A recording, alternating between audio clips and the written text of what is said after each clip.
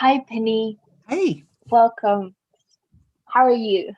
I'm awesome. How about you? Pretty good. I want to talk to you about something that I read the other day, and I Hmm. think it ties in really well with our previous conversations, Hmm. which is apparently a new study has shown that the calcium in our bones and teeth likely come from stars exploding in supernovas and scattering this mineral across the universe in massive quantities. And it made me think about stardust and energy and about our universal connectivity. Hmm. And so I think in this edition of our progressive soul series, I'd like to explore this idea with you. Sure. So it reminds me of a conversation I think we had about 2 years ago, maybe a bit less. And I was talking about how my philosophy is that we have all existed before, and I'm not talking about reincarnation, or not reincarnation in the sense of coming around for multiple physical life forms, but more reincarnation of the soul, of the energy.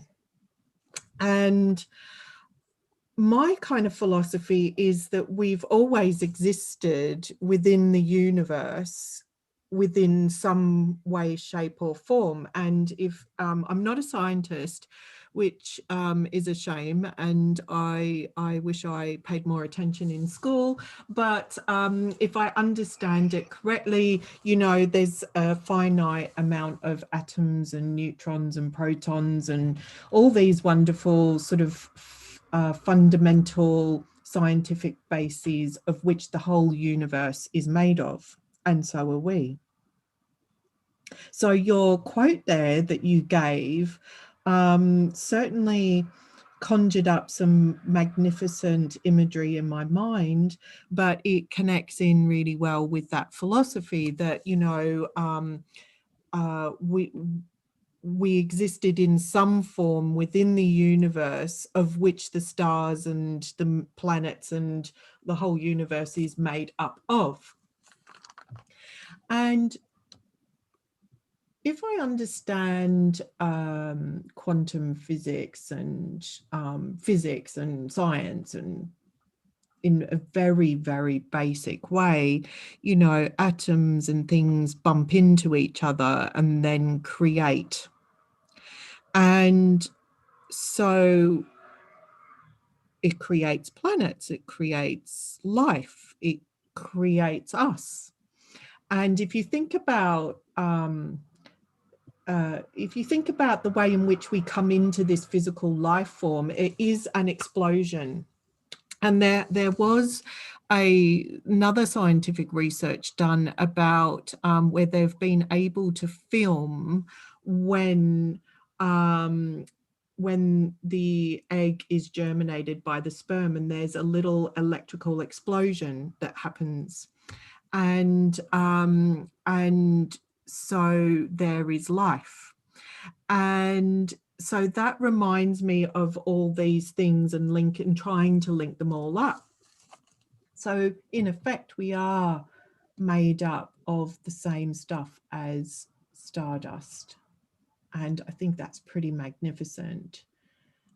And when we were talking previously, we were also sort of talking about how a lot of people do believe in a universal power.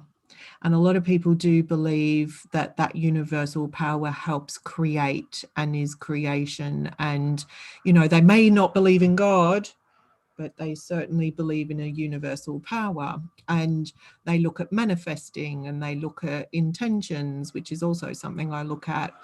And I find it quite interesting that in more recent years, people are becoming more accepting of this idea that, you know, intentions and manifesting do create, where, it wasn't that long ago that science and a lot of people would um, uh, discredit it and say it was all woo-woo and wishy-washy stuff.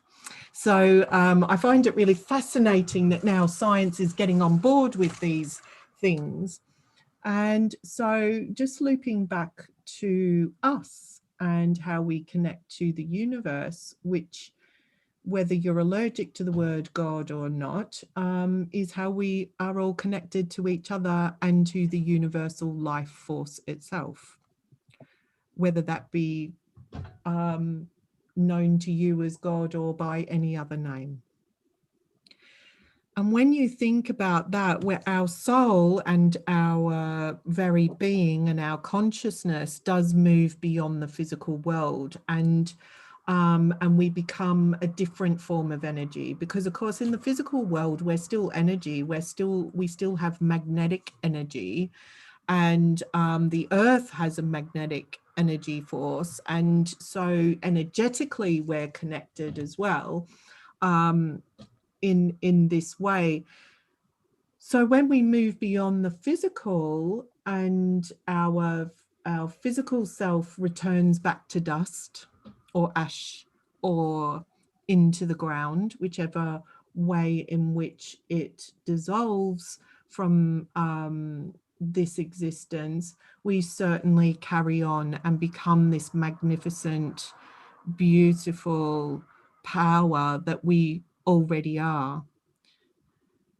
And it would be so wonderful if more people understood that that power, that universal power, that divine spark of life is already in them, and that is what's indestructible. And that is also what is part of the stardust and the universe, which moves through us already.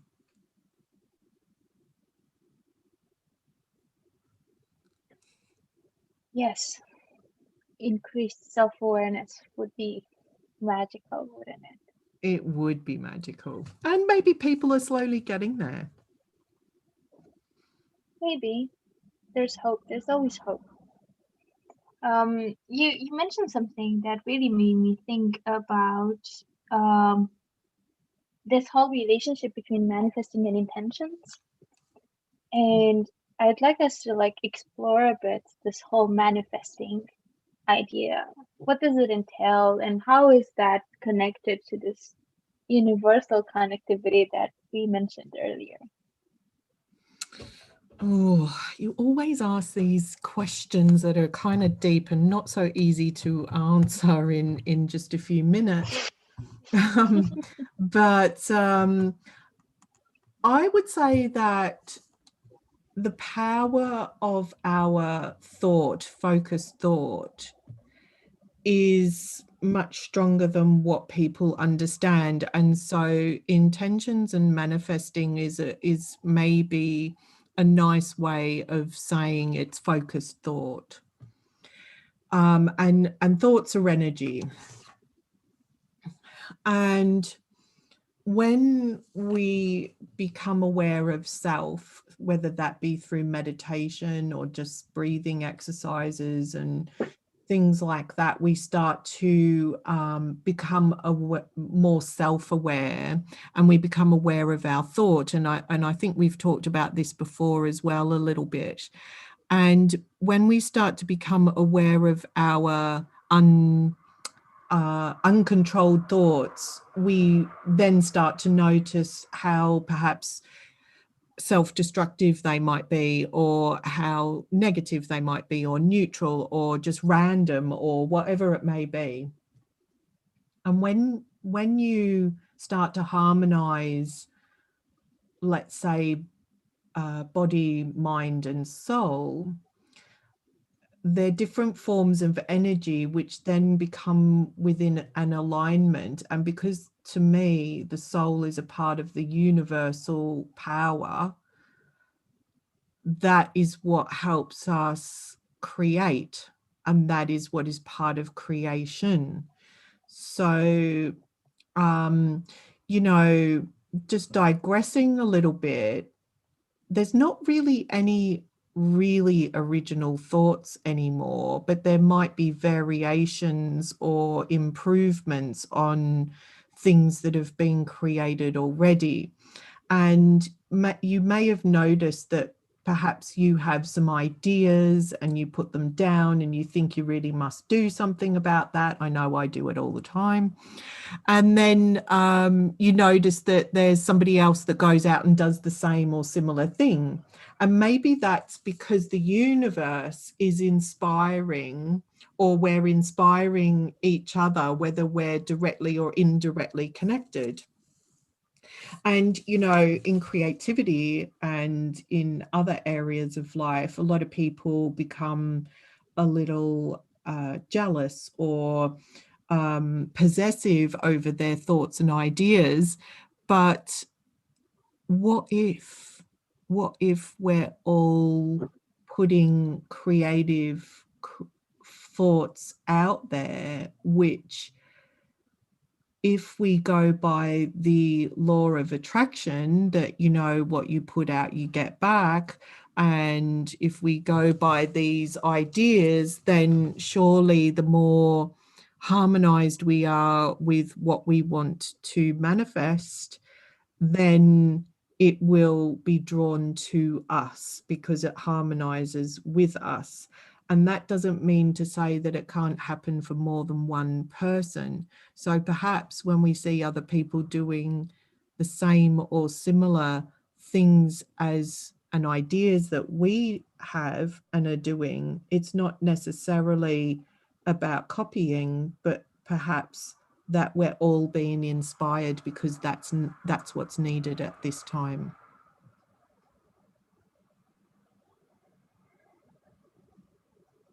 So these ideas are not slipping from ourselves. They're just being found by more than one person. Yeah, I think so. I have to keep reminding myself of that, of course, because I'm still human. But I do really think there's something in that, and I really don't think that any one person has all the answers or all the ideas, and it would be very naive to think that you're the only one. You know, manifesting and intentions has been around for millennia, but it's perhaps gone by other names. And so it's not original. But the way, it's interesting to me though, the way in which coaches or these new age or semi-spiritual people all talk about intentions and manifesting. They're just repackaging something that's been around for a long time and putting it into a more acceptable modern format. So like vision boards or those sorts of things. Yeah, I guess that's way of thinking about it. But then, Penny, what about our uniqueness? What about our deep belief that we're one and only, Well, we the are in a way single? one and only, because they're, and even if you're twins, you're still unique because you will still have your own thought process and you will still have your own perception of life. So we are unique in the sense that we're an individual human being. And, you know, if you look at nature, there may be a forest of pine trees, but no two pine trees are exactly the same. So we may be the same family of nature, but we're not the same every single person. So our thoughts are unique, the way we view life is unique, our personalities are unique. You know, there's a lot about us that is unique, but ultimately we all have that thread of universal life that moves through us, and that's what binds us all together.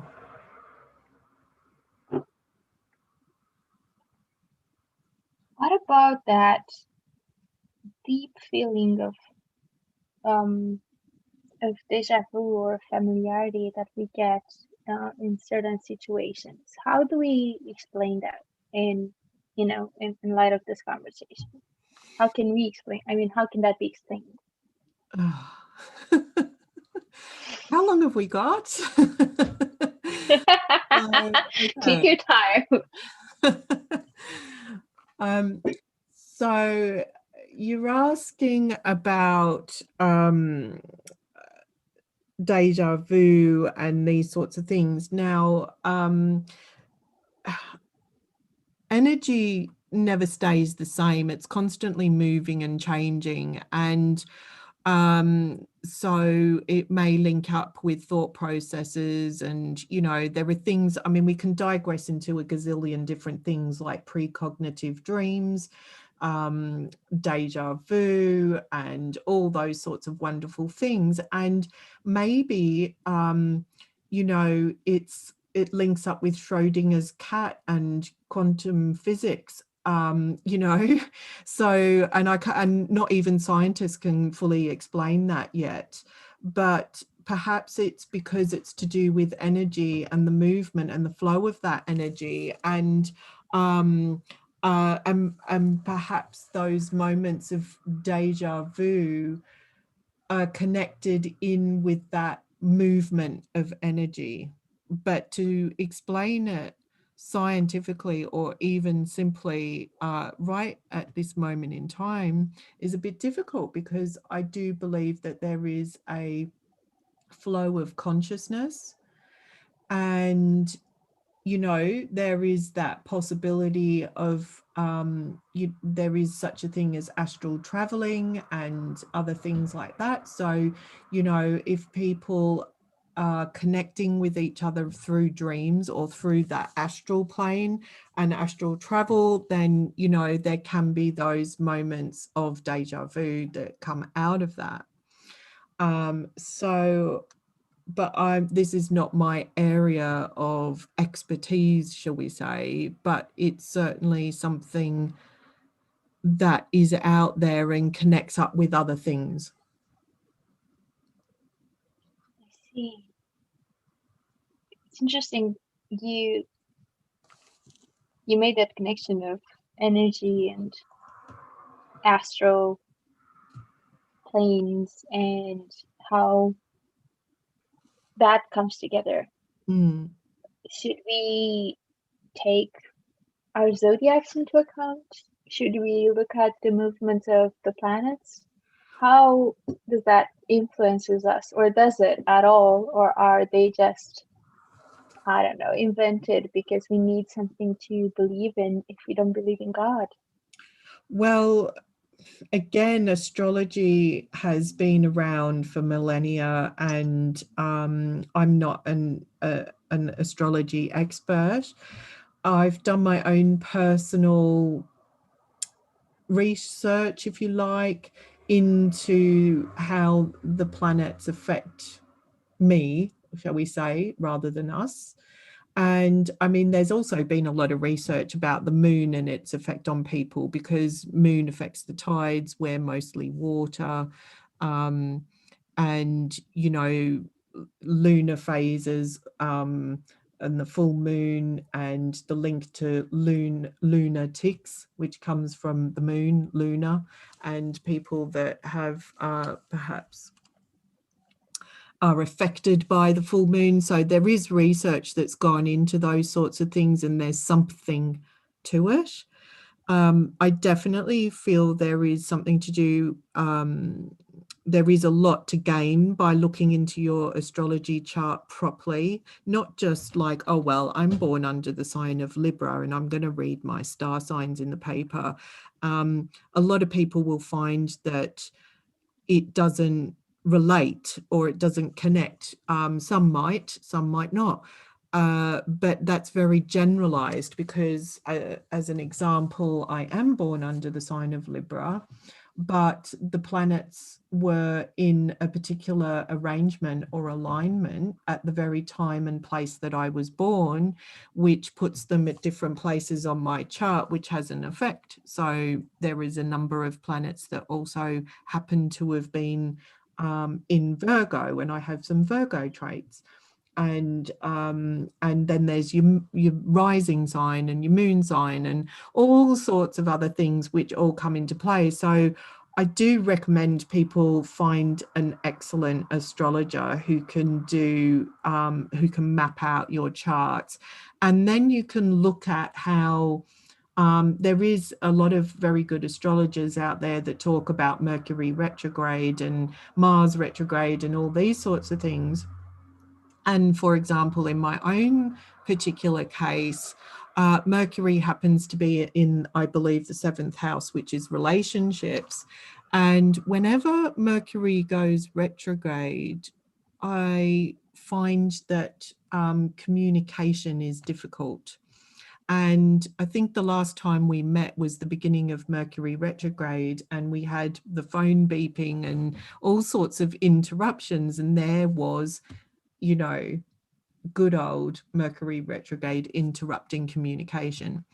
So just on a small scale, but, you know, sometimes communicating with other people might be difficult. So I try to, but I don't live my life by, oh, well, I can't talk to anybody for 3 weeks because Mercury's retrograde. That would be silly.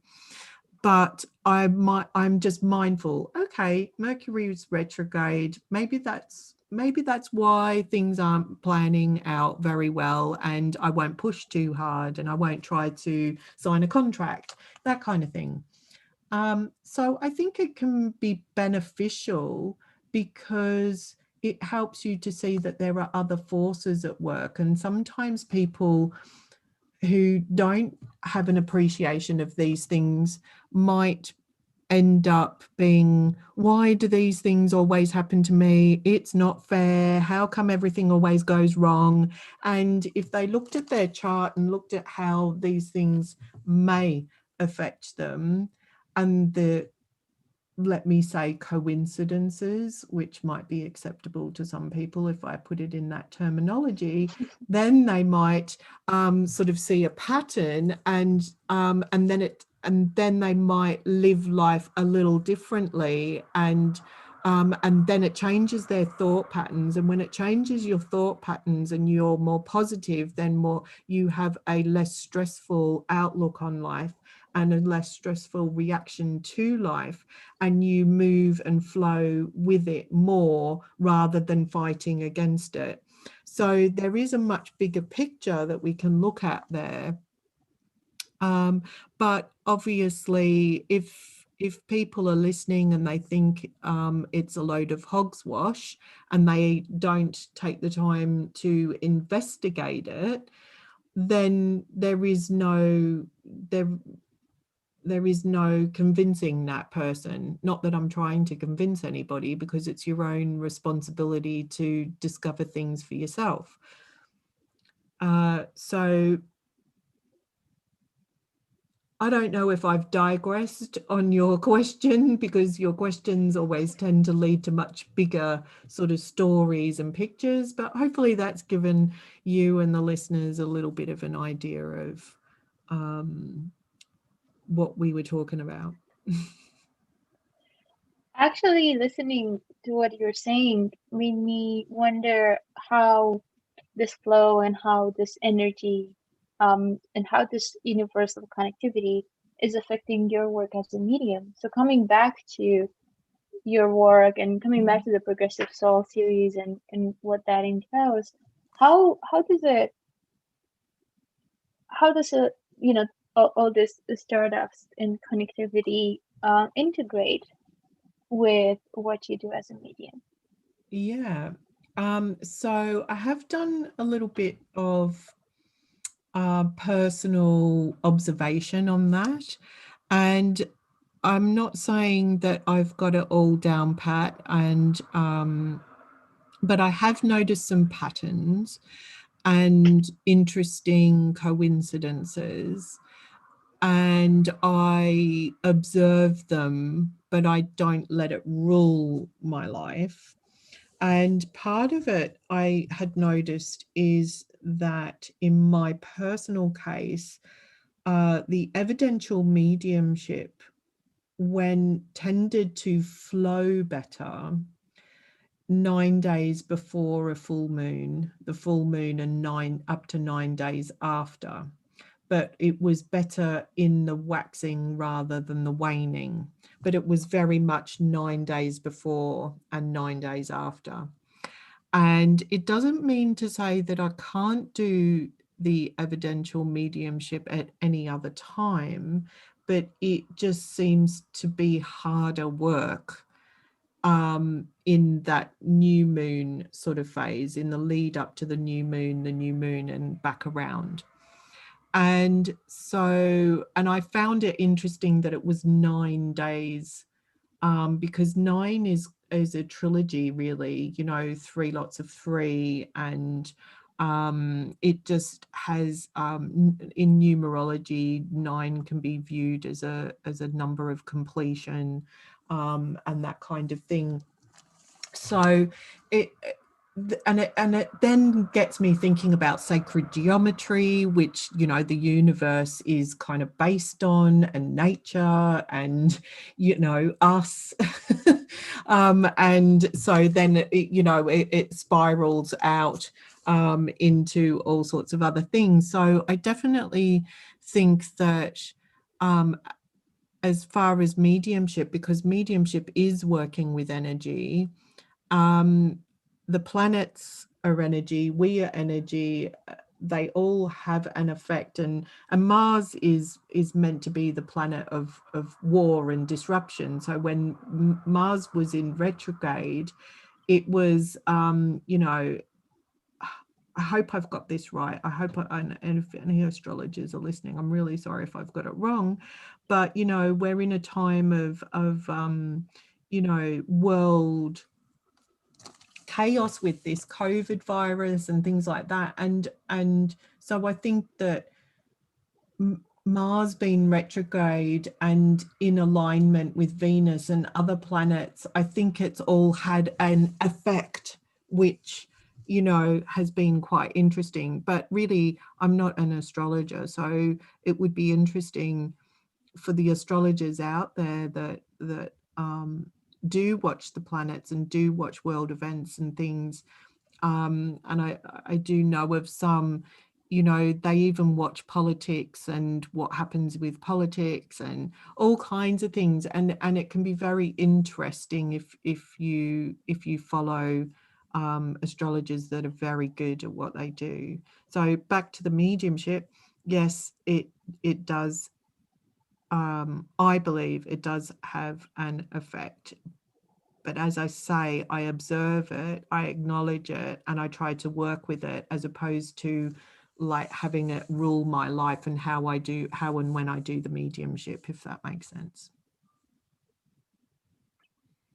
Yeah, it does. And your answer makes me think of what we talked in one of our previous sessions about that inner and outer listening, of how you harmonize yourself with yourself and then with the outer world. And I think that that's quite powerful if you're mindful of it.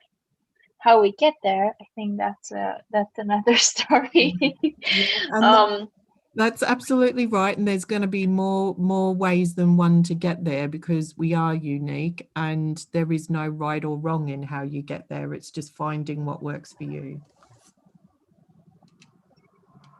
let's end on that really high note. Thank you so much, Betty. This was awesome. Thank you.